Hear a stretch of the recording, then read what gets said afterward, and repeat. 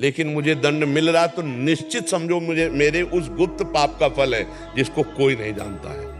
कई ऐसे गुप्त पाप हमारे द्वारा होते हैं जिनका ना भारत सरकार से दंड मिला है और ना भगवान के द्वारा दंड मिला है, तो वो कर्म हमको दंड देगा, ऐसी जगह फंसाएगा जहां हम बिल्कुल गलत नहीं है पर हमको दंड भोगना पड़ेगा। पक्का वो हमारा पूर्व का प्रारब्ध है। एक आदमी ने किसी महिला से प्रियता करके और उसको बाद में छल करके मार दिया और अपने ही घर में गाड़ दिया और कोई नहीं जान पाया और कहीं बाहर से फंसा के लाया था, ऐसा हो गया। बहुत अच्छे से जीवन चलने लगा।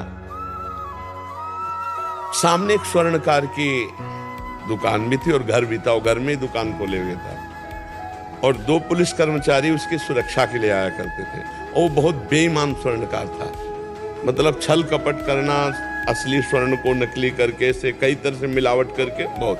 और वो जो दोस्त की सुरक्षा में आते थे वो उसकी पोल जानते थे, तो उसको कुछ वो देता रहता। ऐसा होते हैं छल कपट वाले आदमी भी होते हैं, छल कपट वाले रक्षा सूत्र विधान वाले भी होते हैं। अब एक दिन किसी अच्छे स्वर्ण के उसमें उसको लाभ मिला, तो ये बात जब उन कर्मचारियों ने देखा तो उससे कहा हमें अच्छा दाम दीजिए। उन्होंने नहीं दिया तो रात्रि में आके प्लान बना, बहुत वर्षों से मिलजुल रहे थे, स्वर्णकार को मार दिया, एक अटैची में बंद किया और बॉक्स में सारी, जहां सब पता था, वो संपत्ति और स्वर्ण लिया और निकल ही रहे थे कि वो आदमी लोकशंका करने निकला। कौन? जो बहुत पहले, कई वर्ष पहले किसी महिला को लाकर ऐसा अत्याचार करके मार के और अभी तक बिल्कुल फ्रेश था। उसने देखा, उसने कहा ये क्या तुम 2 बाक्स लिए हो? इसका मतलब उन जो सरकारी कर्मचारी थे उन्होंने कहा देखो अब तुम तो देख लियो, तुम कुछ हिसाब किताब हमसे ले लो और जाओ अपने घर। तो उसने कहा आप गलती नहीं करूंगा, मतलब अंदर से निकला उसके कि पीछे जो गलती हो गई अब गलती नहीं करूंगा। उन्होंने कहा 1 पैसा नहीं लूंगा, ये बात हम। तो उसने कहा देखो हम लोगों के हथकंडे बहुत होते हैं, अभी हमारी बात मान जाओ नहीं तो हम 2 मिनट में फंसा देंगे। तो उनका बिल्कुल नहीं, हम नहीं, बिल्कुल राजी नहीं होंगे, तुम गलत कर रहे हो। और उसको ये पता नहीं क्यों मार के ले आए। दोनों बाक्स रख दिए और दोनों पकड़ लिए, हल्ला मचाने लगे। अब वहां लोग इकट्ठे हुए, बोले पता नहीं है 2 बाक्स से लेकर कहां जा। जो खोला तो अरे बोले देखो स्वर्णकार को मार के उसकी धन संपत्ति, उसके ऊपर पूरा ब्लेम लगा दिया।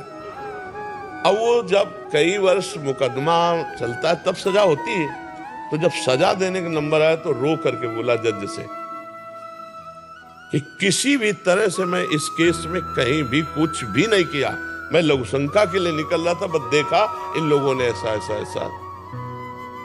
कई वर्ष रुपया पैसा लगा, बहुत परेशान। जज ने तारीख आगे के लिए बढ़ा दी, उसके आंसुओं में दम थी।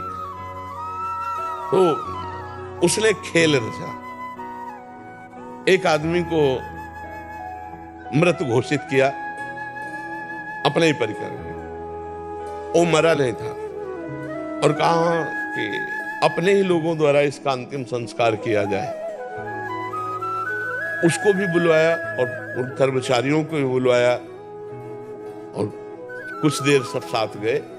फिर जब वो 2 अलग बैठे हुए, उसको संस्कार स्थान में ले गए, अलग अलग सब बैठ गए, तो दोनों जो सरकारी कर्मचारी थे वो गए, उससे कहा देखा जिंदगी भर काटेगा जेल, और ऐसे पैसे ले लेते ना तो तू भी और जज जो है उसके यहाँ शरीर में वो यंत्र लगा दिया जिससे वो डायरेक्ट सुन सके।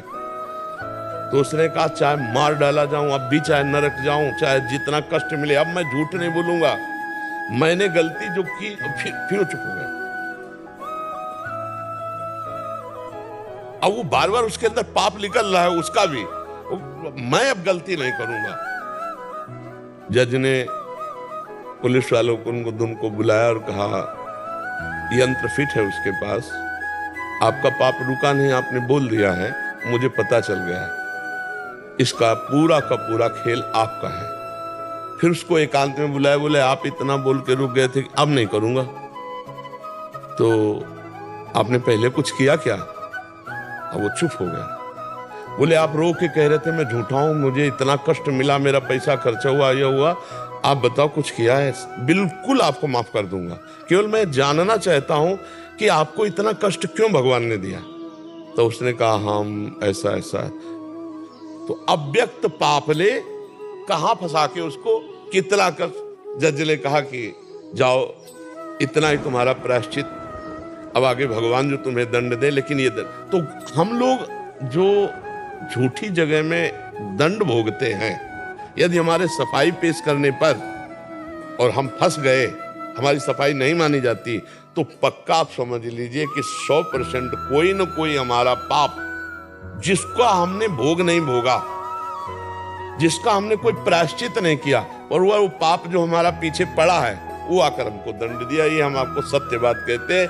अवश्य में भोक्तव्यम कृतम कर्म शुभाशुभम, जब तक हमारा कर्म नहीं होगा तब तक हमको दंड नहीं भोगना पड़ेगा।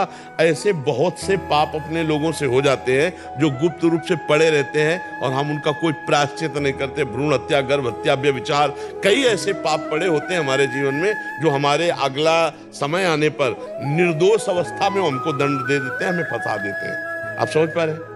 तो हमें चाहिए कि फिर धैर्यपूर्वक भोगना चाहिए। गुरुजी, मैं इन्हीं लोगों पे